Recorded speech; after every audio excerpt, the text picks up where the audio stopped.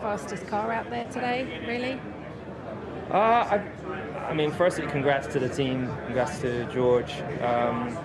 This will be a huge buzz for everyone back at the factory.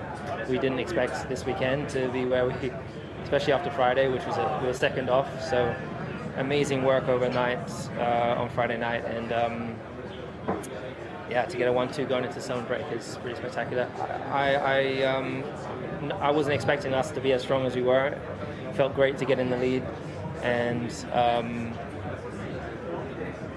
obviously it was a bit of a shock at the end, but we'll take that in the house and move forwards, and we can all go in with our heads high into the summer break and hopefully have a comeback strong in the second half.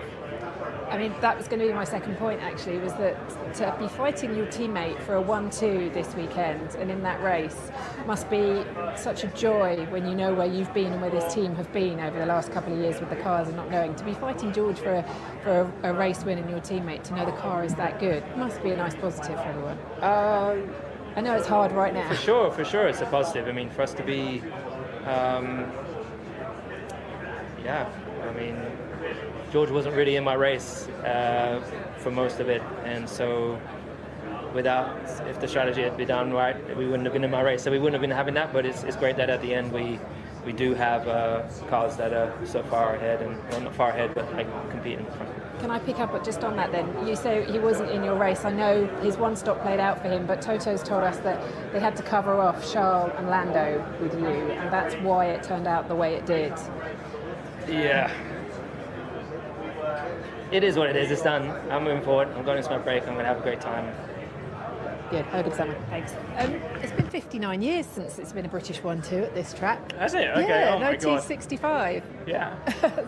A nice record to break. How are you feeling? Incredible. That was incredible. Yeah, so many emotions.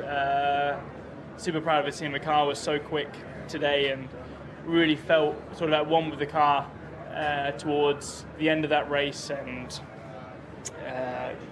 just super proud of the job we did. At what point over the weekend did one of your engineers say to you you could do 34 laps on the hard tyre? Never. It was.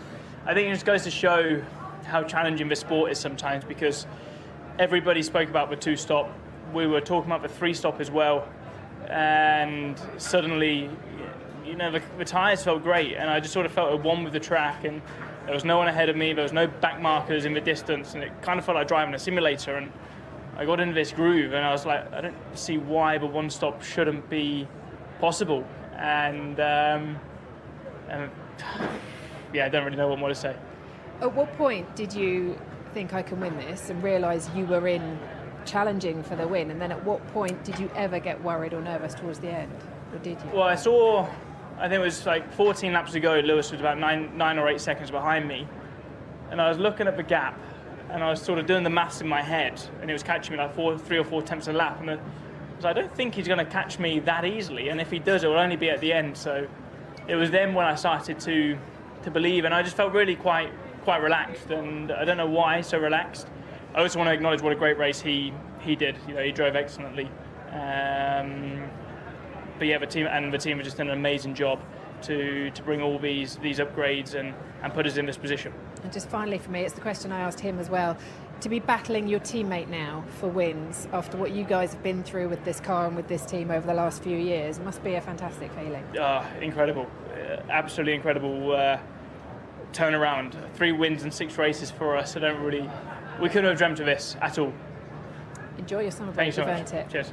Cheers indeed. But Lewis Hamilton inherited victory in the Belgian Grand Prix after A fantastic job today. Obviously, I'll rewatch the race, but yeah, fantastic effort to go the 1-stop. And mine was pretty smooth sailing, to be honest. I was fully in control. I had plenty of pace and tyres, and just didn't end up as it planned. Plenty of tyres. Did you consider the 1-stop?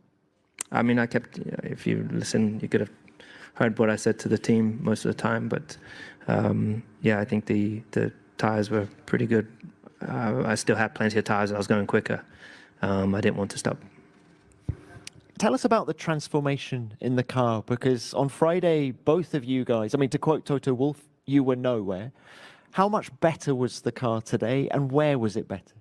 It was literally night and day different today. On Friday, it was just pretty disastrous for both of us, and really struggling with balance. And then today, just the car came alive, and I was really surprised to firstly get into the lead and then be pulling away from everyone, and not. As I said, it felt fully under control, and I've not had that for years. And so that's why it was also a bit strange way to finish it. But it's great to go into the summer break with a 1-2. The team really deserve it and did such an amazing job. Lewis, can you just tidy up one more thing? You came on the radio at one point and said something's moving between my legs. What was that, and was it an issue later on? Just that there was something as I was going through the corner, something kept rolling underneath my left leg. Not a serious issue, though. Okay. Lewis, very well done. Little battle there at the end. I mean, what do you make of it all? I don't know. On Friday, we were really not as competitive.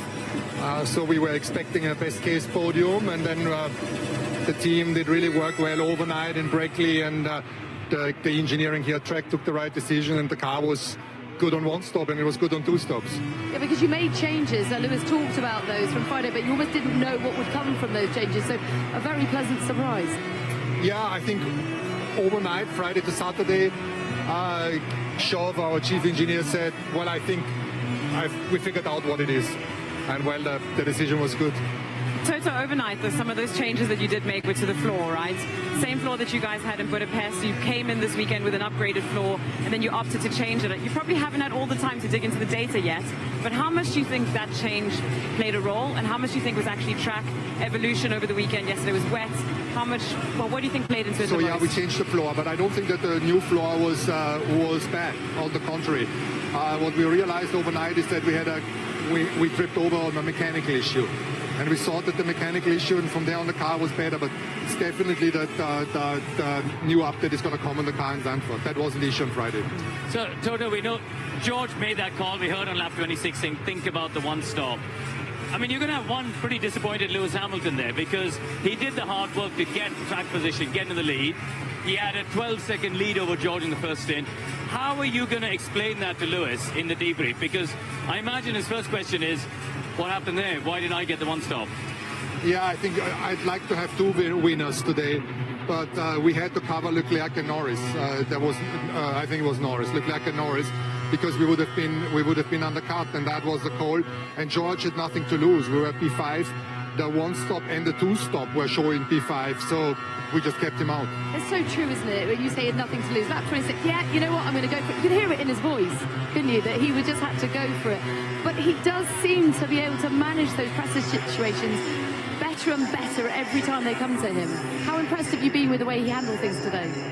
Yeah, I think he was very good today, but then when you look at the pace, Lewis was very good today. So I think they both did a fabulous job. The strategy played for George and not for Lewis. And as I said, I'd like to have two winners today. Obviously, the car's been evolving in the positive trajectory. We're seeing you guys more and more up there collecting loads of points. I think Lewis was the second most scoring driver over the last 5 races coming into this weekend. Are we going to see this continuing? Are we going to see more Mercedes on the podium? Yeah, unfortunately the season started in March and not in Austria. So, but we just need to keep both feet on the ground and try to do the best every race, and then we're going to see what the outcome at the end of the championship is. And I always said if we finish third, that would have been a success, or it would be a success. Looking beyond this year, you know, George is going to be the team leader of this team. How important was it for you as the team owner and team boss to see him command that win? Because that was, you know, it felt like he was really taking ownership and made that win happen. That must give you confidence that you've got a strong future team leader here. Yeah, he's very strong, and the two of them today were so much sure and so good. But George is stepping up, and it's good. Now we've got some shots of you making a phone call, I believe, to Susie. Probably saying, yeah. Oh, no, here we go. Yeah. Oh, there you go. Giving a little FaceTime to your missus. And saying, can you get the sun cream ready? We're going on holiday, baby. Yeah, it was Susie and our small son and Rosie, my elder daughter, and